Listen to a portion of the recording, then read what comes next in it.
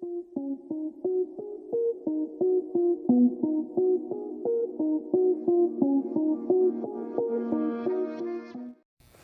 Friends, welcome to my channel English পাঠশালা। আজকে আমরা class 12-এর ইংলিশের অ্যাসলিপ ইন দ্য ভ্যালি এই কবিতাটার কিছু গুরুত্বপূর্ণ এসএকিউ এবং লং আলোচনা করব। তো যারা এখনও অ্যাসলিপ ইন দ্য ভ্যালি এই কবিতাটার লাইন বাই লাইন অ্যানালাইজের ভিডিওটা যেটা আছে, যদি এখনও দেখে না থাকো, উপরে আই বাটনে ভিডিওটা দেওয়া আছে, সেটা দেখে নিতে পারো।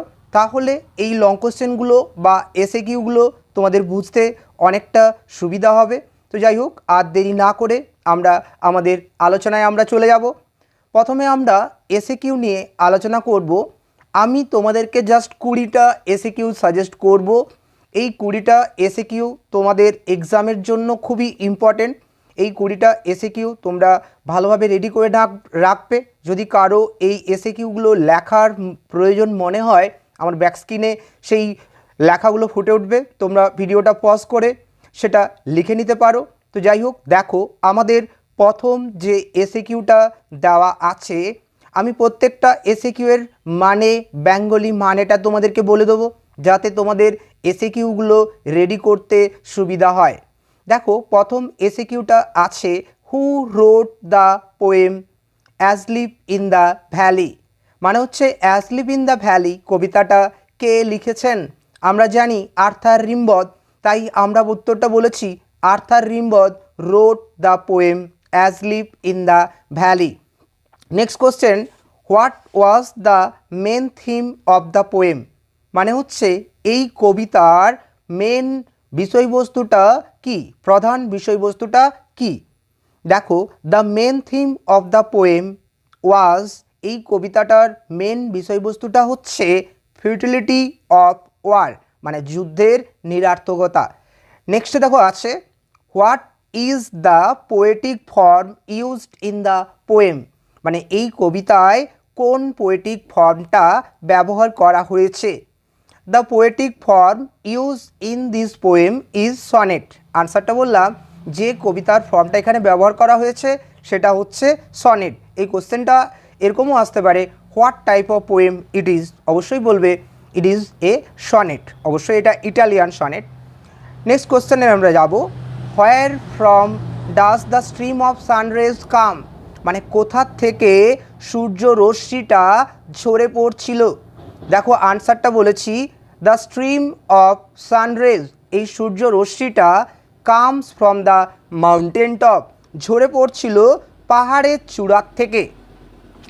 নেক্সট কোশ্চেন দেখো দেওয়া আছে, what do the sun rays do? এই সূর্য রশ্মিগুলো কি করছিল? দেখো কি আনসারটা বলেছি, দ্য সানরেজ ফিল দ্য হলো ফুল অফ লাইট। এই সূর্য রশ্মিগুলো উপত্যকাটিকে আলোয় ভরিয়ে তুলছিল। পরবর্তী প্রশ্ন দেখো দেওয়া আছে, how old is the soldier? মানে সৈনিকটার বয়সটা কত? দেখো বলা আছে, the soldier is very young, সৈনিকটা খুবই যুবক। নেক্সট কোশ্চেন দেখো, how does the soldier lie? সৈনিকটা কেমনভাবে শুয়ে আছে? দেখো আনসারটা কি বলেছি, the soldier lies open mouth, সৈনিকটা শুয়ে আছে মুখ খোলা রেখে। নেক্সট কোশ্চেন দেখো, what is the soldier's pillow made of? সৈনিকটার বালিশটা কি দিয়ে তৈরি? আনসারটা, দ্য সোলজার্স পিলো, সৈনিকটার বালিশটা ইজ মেড অফ ফার্ন, যেটা শ্যাওলা দিয়ে তৈরি। নেক্সট কোশ্চেন দেখো, where is the body of the soldier stretch? মানে সৈনিকটার শরীরটা কোথায় ছড়ানো আছে? আনসারটা দেখো, the body of the soldier is stretch in the heavy undergrowth, এই সৈনিকটার শরীরটা ছড়ানো আছে ঘন ঝোপঝাড়ের মধ্যে। নেক্সট কোশ্চেন দেখো, what does the expression heavy undergrowth suggest? এখানে এই ঘন ঝোপঝাড় বলতে কি বোঝানো হয়েছে? দেখো আনসারটা, দ্য হেভি আন্ডারগ্রোথ সাজেস্ট, এখানে ঘন ঝোপঝাড় বলতে বলা হয়েছে to the bushes and plant, সেই ঝোপঝাড়গুলো, সেই গাছপালাগুলো among which the soldier peacefully sleep, যার উপরে সৈনিকটা শান্তিতে ঘুমিয়ে আছে। দেখো আমরা নেক্সট কোশ্চেনে যাব। নেক্সট কোশ্চেন দেখো দেওয়া আছে, where do the feet of the soldier lie, মানে সৈনিকটার পাগুলো কোথায় আছে। দেখো দ্য সোলজার্স ফিট, সৈনিকের পাগুলো, আর অ্যামাং দ্য ফ্লাওয়ার, সেগুলো আছে ফুলের উপরে। পরবর্তী প্রশ্ন, how does the poet describe the soldier smile, খুবই ইম্পর্টেন্ট এটা প্রশ্ন, মানে সৈনিকের হাসিটাকে কবি কেমনভাবে তুলনা করেছেন। দেখো আনসারটা, দ্য সোলজার স্মাইল, সৈনিকের হাসিটা, ইজ লাইক অ্যান ইনফ্যান্টস, শিশুর মতো, জেন্টল, শান্ত, উইদাউট গাইল, এবং নিষ্পাপ। পরবর্তী প্রশ্ন, who is asked to keep the soldier warm, কাকে এখানে সৈনিকটাকে উষ্ণ রাখতে বলা হয়েছে। দেখো আনসারটা, nature is asked to keep the soldier warm, এখানে প্রকৃতিকে বলা হয়েছে সৈনিকটাকে উষ্ণ রাখতে।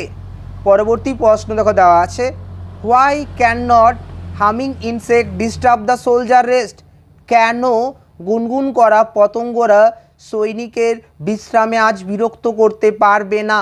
দেখো আনসারটা, দ্য সোলজার ইজ ডেড, সৈনিকটা মারা গেছে, so nothing can disturb the soldier rest, তাই কোনো কিছুই আজ সৈনিকটার বিশ্রামে বিরক্ত করতে পারবে না। পরবর্তী প্রশ্ন, what do the two red hole depict, এই দুটো লাল গর্ত বলতে কি বোঝানো হয়েছে, এটাও খুব ইম্পর্টেন্ট একটা question. The two red holes depict bullet wounds in the soldier's body, এই দুটো লাল গর্ত বলতে বোঝানো হয়েছে সৈনিকটার শরীরের পাশে দুটো বন্দুকের গুলির গর্ত। পরবর্তী প্রশ্ন দেখো বলা হয়েছে, what reveals that the soldier is dead, কোন জিনিসটা দেখে আমরা বুঝতে পারছি যে সৈনিকটা মারা গেছে। দেখো the bullet once reveals that, এখানে বন্দুকের গুলির ক্ষত দেখে আমরা বুঝতে পারছি যে বা প্রকাশ পাচ্ছে যে দ্য সোলজার ইজ ডেড, সৈনিকটা মারা গেছে। পরবর্তী প্রশ্ন, what stream from the mountain top, পাহাড়ের চূড়ার থেকে কি ঝরে পড়ছিল, সূর্যরশ্মি, দেখো সেটাই বলা হয়েছে, দ্য সান রেজ, সেই সূর্যরশ্মি stream from the mountain top, ঝরে পড়ছিল পাহাড়ের চূড়ার থেকে। পরবর্তী প্রশ্ন, what are the sun rays compared with, এখানে সূর্য রশ্মিগুলোকে কিসের সাথে তুলনা করা হয়েছে। দেখো the sun rays are compared with the sun, with the sun নয় সরি, উইথ দ্য স্ট্রিম, এখানে সূর্য রশ্মিগুলোকে তুলনা করা হয়েছে পাহাড়ি একটা কোনো জলের ধারার সাথে। পরবর্তী প্রশ্ন, where does the slow stream flow, কোথায় এই ধীর গতিসম্পন্ন নদীটা বয়ে চলেছে। দেখো the slow stream flows through the green valley, এই ধীর গতিসম্পন্ন নদীটা বয়ে চলেছে সেই ছোট্ট সবুজ উপত্যকার মধ্য দিয়ে। পরবর্তী যে শেষ প্রশ্নটা আমাদের দেওয়া আছে, why does the soldier look পেল, কেন সৈনিকটাকে আজ বিবর্ণ লাগছে।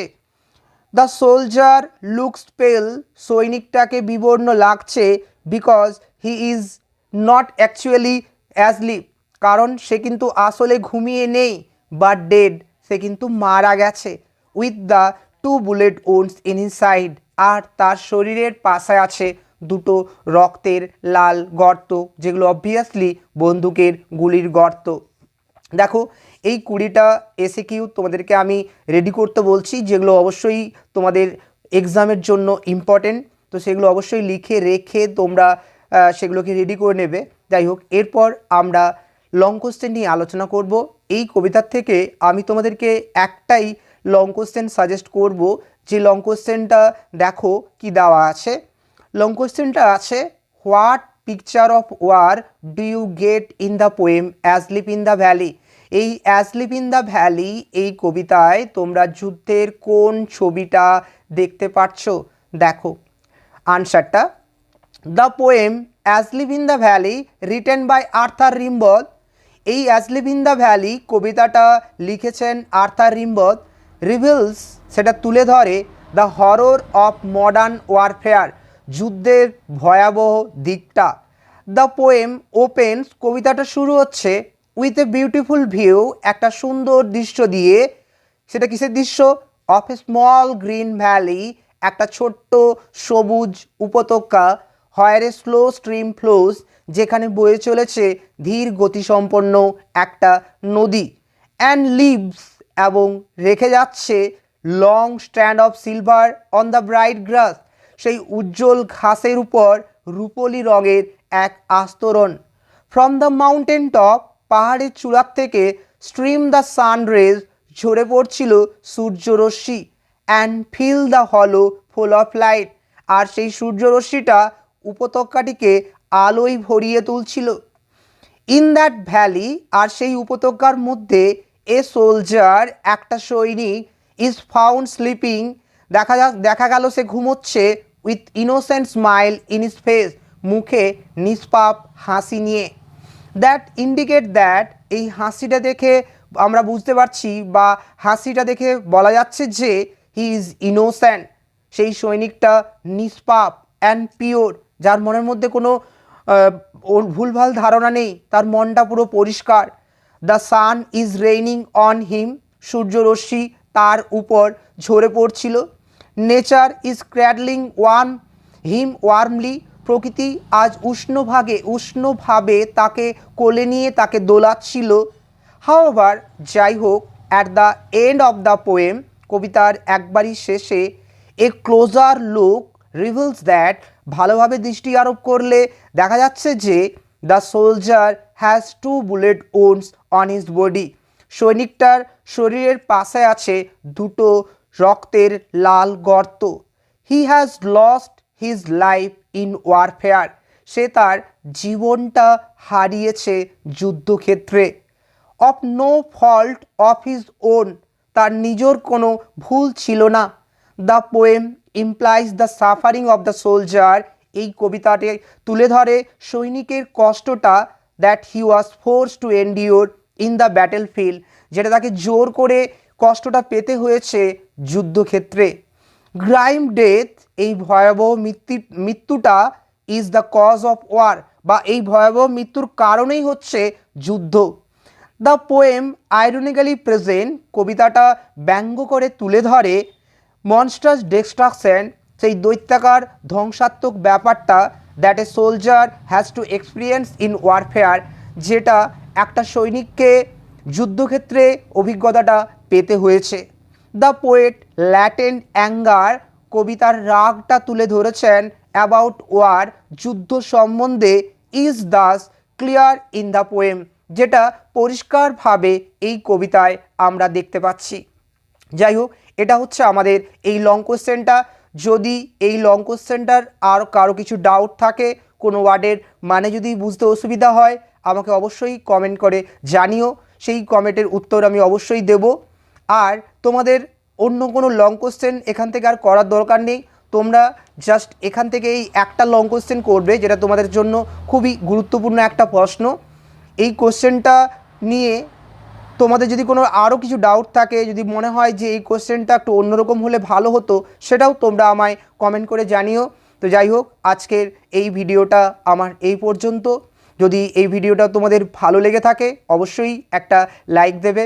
আর যদি কিছু কোয়ারি থাকে সেটা অবশ্যই জানিও, আর অবশ্যই সেটা বন্ধুদের মধ্যে শেয়ার করো।